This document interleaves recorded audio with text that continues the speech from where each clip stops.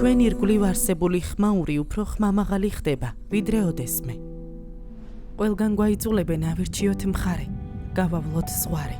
თუმცა ამ ხმაურის მიუხედავად არ ქრება სურვილი მშვიდობიანი ცხოვრებისა, სურვილი კუთვნილებისა, სურვილი აზრის პოვნისა. როგორ მოვიქცეთ? უკან დავიხიოთ, წინააღმდეგობა გავუწიოთ, რომელიმე მხარე ავირჩიოთ, ან იქნება არსებობს სხვა გზა. გზა, რომელიც იწყება ერთი მარტივი ჭეშმარიტებით, არ არსებობს სხვა. ერთის ტკივილი ყველას ტკივილია. ერთის იმედი ყველას ეკუთვნის.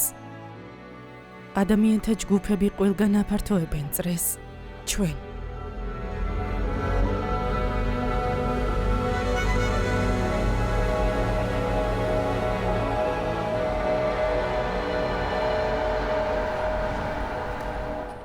ვერ გაიგებ, რა უნდა გააკეთო, თუ არ იცი, რომელი ისტორიის ნაწილი ხარ. და ბაჰაულასგან მიღებული ხედვა მდგომარეობს იმაში, რომ ჩვენ კაცობრიობის მომწიფების ისტორიის ნაწილი ვართ. ახალი ისტორია ყალიბდება. შვიდად, მოთმინებით, ერთობლივად. ჩვენ უნდა ვიპოვოთ ერთმანეთთან ურთიერთობის სხვადასხვა გზა, რომელიც ძალადობის ციკლებს არ გააღვივებს. ჩვენ უნდა გავაძლიეროთ საზოგადოებრივი ერთიანობის გრძნობა. ადამიანები სწავლობენ ცხოვრება განლონ, არა როგორც იზოლირებული ინდივიდები, უძლურნი მათ გარშემო არსებული პრობლემების წინაშე. არამედ ისინი ერთად მოქმედებენ. ასეთი მატერიალური და ემოციური ნანგრევების შუაგულში ჩვენ ასევე სიკაშკაშის მოწმეები გავხდით. კრიზისმა ბევრს შესაძლებლობა მისცა გვერდზე გადაედო ინდივიდუალიზმის ჩვევები და გამოამჟღავნა ჩვენი ჭეშმარიტი ურთიერთდახმარების უნარი. კატასტროფის დროს უფრო სავარაუდოა, რომ ადამიანები მხოლოდ საკუთარ თავზე იზრუნებენ, მაგრამ სინამდვილეში სრულიად საპირისპირო ფაქტი დავინახეთ. ყველგან იგრძნობოდა დიდ სულოვნება და ამან დიდი იმედი მოგვცა. ის, რაც განსაცდელის დროს ჩანს, იგივე მსახურების სულისკვეთებაა, რომელიც ფესვს იდგამს ყოველდღიურ ცხოვრებაში. ეს არის ჩვევა, რომ ვემსახუროთ ერთმანეთს. ახალგაზრდა ადამიანი, რომელიც სხვებს ემსახურება, ამ თვისებასა და სულისკვეთებას ცხოვრების ყველა სფეროში ავლენს. ის, რაც ახალგაზრდობას ცხოვრების სხვა ეტაპებისგან გამოარჩევს, არის მათი სიმამაცე, მოქნილობა და ენერგია, ასევე სოციალური ცვლილებების შექმნის ძლიერი სურვილი. განათლება საშუალებაა, რომელიც გვეხმარება განვავითაროთ კეთილშობილება, თავაზიანობა. ის გვასწავლის, რომ ვიყოთ მშვიდობის მყოფელები, ცოდნის, თანაგრძნობისა და ნდობის მეშვეობით.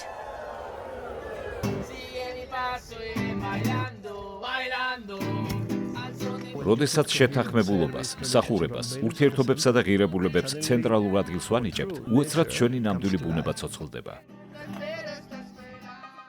ამ ახალგაზრდებისთვის მათი პროფესიები მსახურების სფეროდ იქცევა. ისინი მეცნიერებასა და რელიგიას შემეცნების ორ ჰარმონიულ გზად აღიქვამენ. როდესაც ვაცნობიერებთ, რომ ადამიანი, როგორც მატერიალური, ისე სულიერი არსებაა და რომ ჯანმრთელობა ორივე მხარეს ეხება, ჩვენს პროფესიულ საქმიანობაში არსებული გამოწვევებისადმი ახალი გზების დანახვას ვიწყებთ. როდესაც გამოწვევები ჩნდება, ადამიანი არ კითხულობს, როგორ დავაღწიო თავი ამ პრობლემას, არამედ იტყვის, როგორ შეგვიძლია ერთად გავუმკლავდეთ ამ პრობლემას. საზოგადოება ისე გვაყალიბებს, რომ მხოლოდ საკუთარ თავზე ვზრუნავთ, მაგრამ ვფიქრობ, ზოგიერთ ადგილას ეს კულტურა თანდათან იცვლება.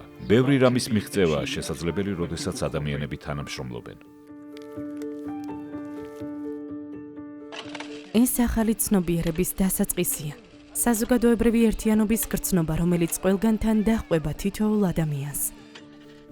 რაც უფრო მეტად ვთანამშრომლობთ, მით უკეთ შევიცნობთ ადამიანობას.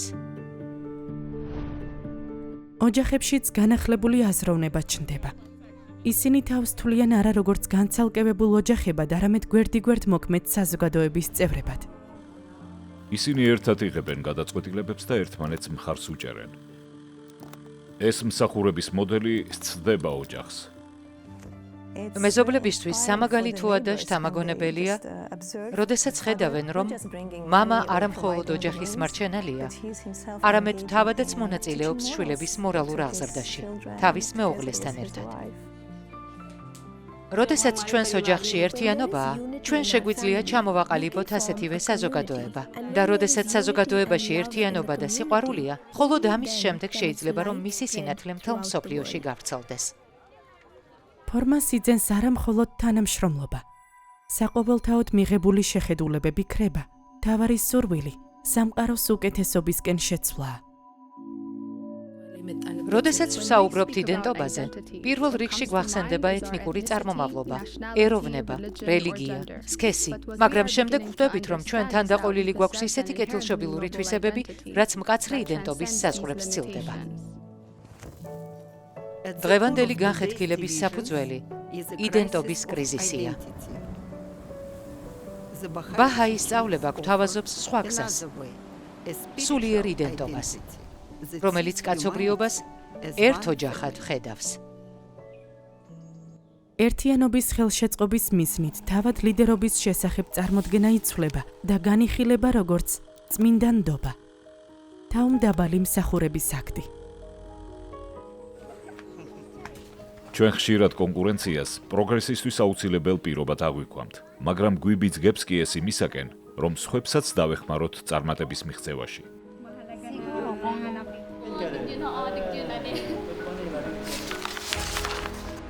ეს ფორუმი გვეხმარება საფუძვლიანად ვიმსჯელოთ და განვიხილოთ ჩვენი სოფლების სულიერი და მატერიალური განვითარება.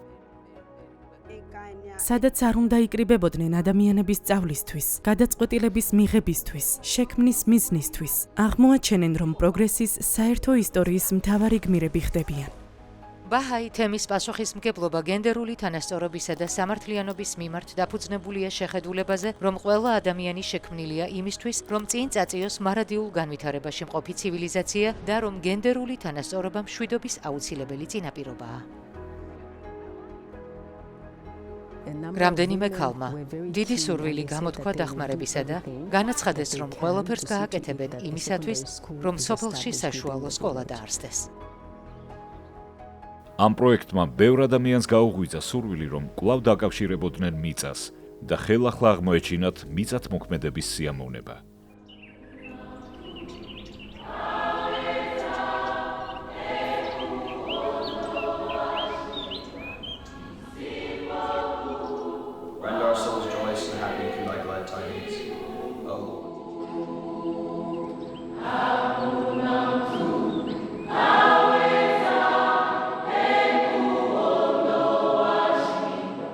ეს არის მშვიდობის სამოთხე, ახლებური გზით ცხოვრების მონახაზი, სადაც ადამიანები სწავლობენ თანამშრომლობით მომავლის შენებას.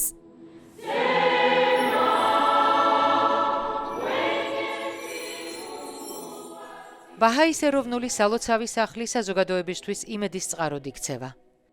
ის ყველას მოუწოდებს შეკრებისკენ, ლოცვისკენ და ერთიანობაში ცხოვრებისკენ.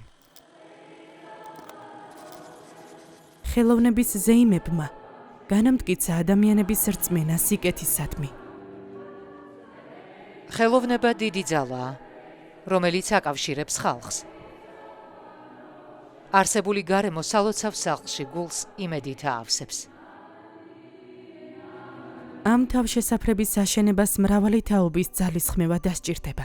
ეს თაობათა ძალისხმევა ყველაზე ნათელ გამოხატულებას პოვებს ქვეყანაში, სადაც ბაჰაი სარწმუნოება დაიბადა.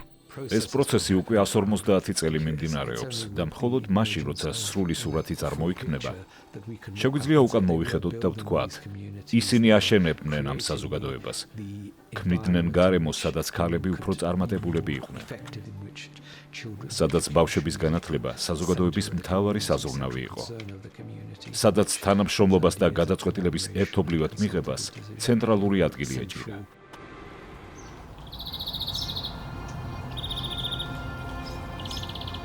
ცხოვრების ასეთი გზის განვითარება მხოლოდ გეგმით ან პროგრამით არ არის საკმარისი. ეს გულიდან იწყება. ყოველ ჯერზე, როცა აქ მოვდივარ, მახსენდება თუ რა გრძნობაა სიმშვიდე, სიხარული და სიყვარული.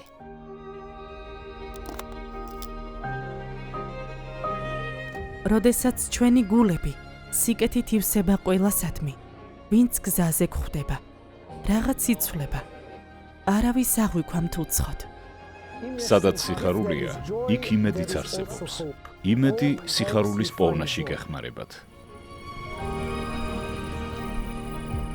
სწორედ ამ ადგილის ხიბლი და სილამაზე ადამიანთა მრავალფეროვნებაშია, რომლებიც იკრიბებიან, რათა მშვიდობისთვის გაერთიანდნენ.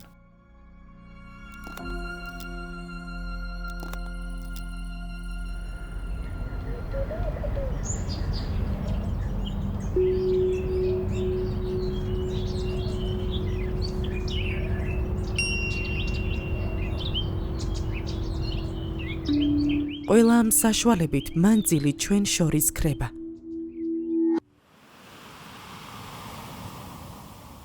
და იმავე მიწაზე, სადაც ოდესღაც განსხვავება არსებობდა, ერთმანეთის მხარდამხარ სიარულს ვსწავლობთ. აბდულ ბაჰას ცხოვრებაში მეგობარსა და უცნობს შორის განსხვავება არ არსებობდა. ახლა, როდესაც მისი აკლდამა აღიმართება, გულითადად მოუხმობს ადამიანებს იპოვონ კუთვნილება და ცხოვრების დანიშნულება.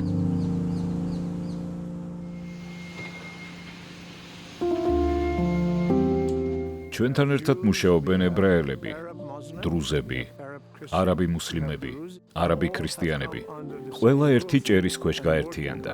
ისინი ჰარმონიულად მუშაობენ და ქმნიან გარემოს, რომელიც აძლიერებს თითოეულ მათგანს, არა მხოლოდ ურთიერთობებში, არამედ ქმნის საერთო ხედვას, რომელსაც თვით აკლდამა ასახავს.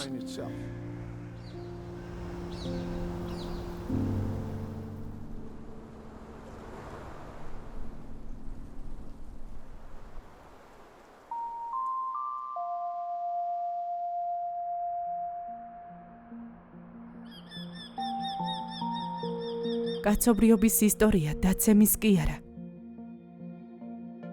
გამოღვიძების და მომწიფების ისტორიაა.